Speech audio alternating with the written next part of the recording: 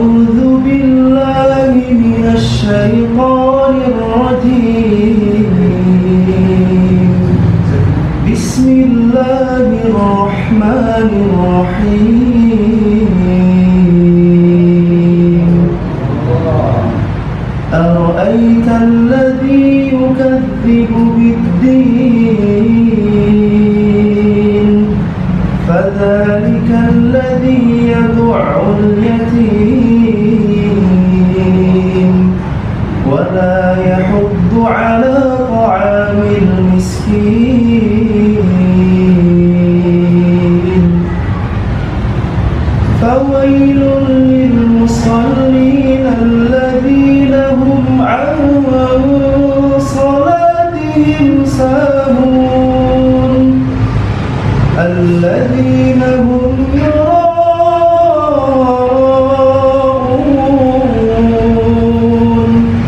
ويمنعون الماعون صدق الله العظيم.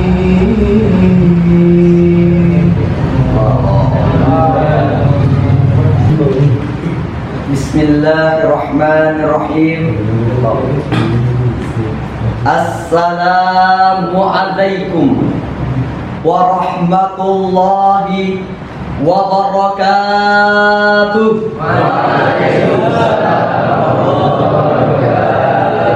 Assalamu sunnatul lil qawli wa wajibul lil jawab. Salam itu sunnah bagi yang mengucap, akan tetapi wajib bagi yang menjawab. Apabila seseorang meninggalkan perkara yang wajib, maka akan mendapatkan yang namanya dosa. Maka dari itu, agar kita tidak mendapatkan yang namanya dosa karena tidak menjawab salam, saya ulangi satu kali lagi. Assalamualaikum warahmatullahi wabarakatuh. Waalaikumsalam warahmatullahi wabarakatuh. Sekali lagi ayo. Ikan gurame, kepalanya botak, jamaahnya rame, tapi jawab salamnya kurang kompak. Saya ulangi satu kali lagi. Assalamualaikum warahmatullahi wabarakatuh.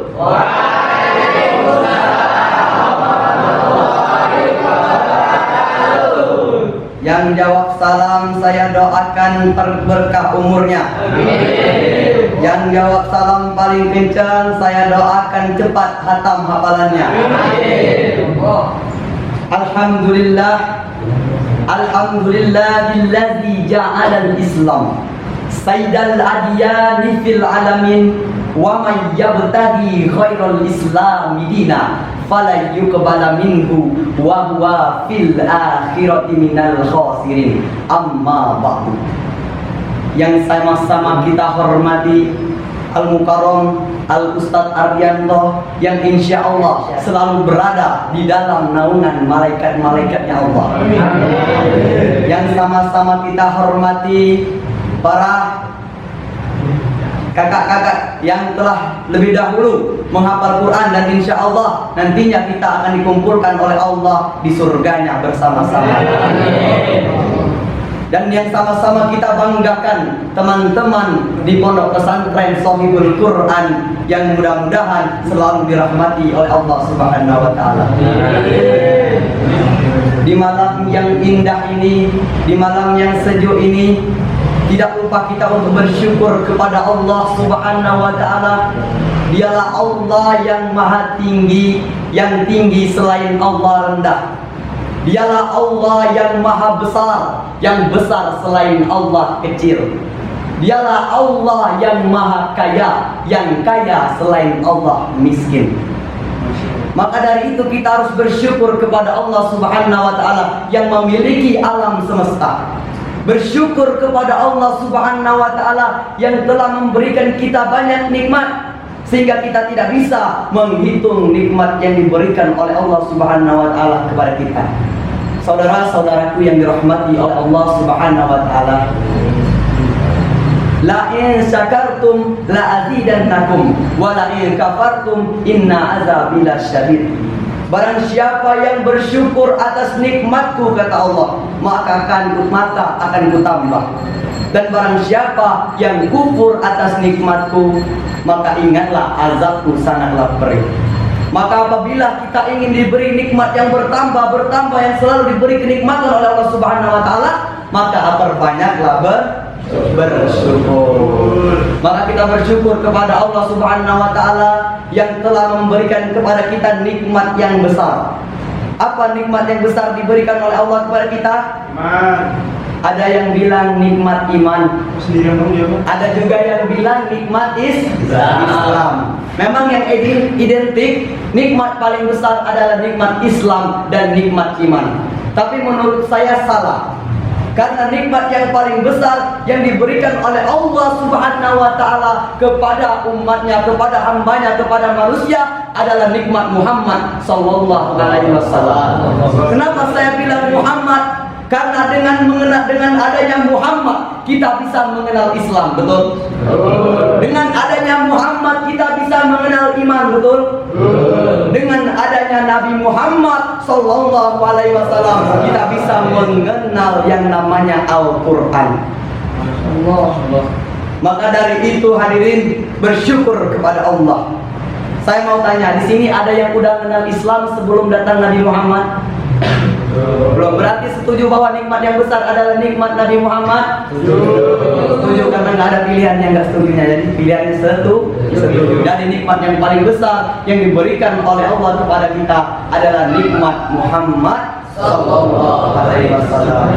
Dan salawat besertakan salam senantiasa tercurah agungkan kepada junjungan kita, suritullah dan umat manusia yang membawa kita dari zaman jahiliyah menuju zaman Islamnya, dari zaman kegelapan menuju zaman terang benderang, dari zamannya Utsman bin Affan sampai kepada zamannya Bang Taki yang paling tampan. Amin. Maka dari itu kita harus panjatkan salawat kepada Rasulullah sallallahu alaihi wasallam. Salawat kita kepada Rasulullah itu untuk diri kita sendiri. Jadi enggak ngaruh kepada Rasulullah sallallahu alaihi wasallam. Seluruh umat di dunia, perhatikan kalimat saya baik-baik. Seluruh umat di dunia, seluruh manusia di dunia bersalawat kepada baginda Nabi besar sallallahu alaihi wasallam, maka tidak akan menambah tingkat derajat Nabi Muhammad sedikit pun, dan tidak akan mengurangi tingkat derajat Nabi Muhammad sedikit pun. Manusia di muka bumi tidak bersalawat kepada Nabi Muhammad, begitu juga tidak akan mengurangi dan tidak akan menambah derajat Nabi Muhammad SAW. Salawat kita kepada Nabi Muhammad akan kembali lagi kepada kita. Maka dari itu perbanyaklah bersalawat kepada baginda Nabi besar sallallahu alaihi wasallam agar kita tidak malu nanti di yaumil akhir untuk mengaku sebagai umatnya. Bayangkan kalian jika bertemu dengan Nabi Muhammad SAW mengaku sebagai umatnya, akan pasti ditanya, tapi tidak pernah bersalawat kepada Nabi Muhammad SAW. Jadi kita harus punya modal bersalawat agar bisa mengaku sebagai umatnya Nabi Muhammad SAW. Jadi umat yang paling pelit, manusia yang paling pelit itu bukan orang yang nggak mau ngasih uang, nggak mau ngasih sedekah, tapi manusia yang paling pelit apa kata Rasulullah? Manusia yang ketika mendengar nama Muhammad dia tidak mau bersalawat.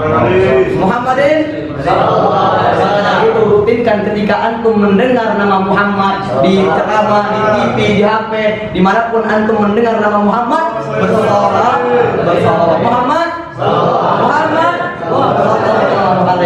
Mudah-mudahan nanti salawat kita pada malam hari ini akan menjadi saksi bahwa kita adalah umat baginda besar Nabi Muhammad SAW.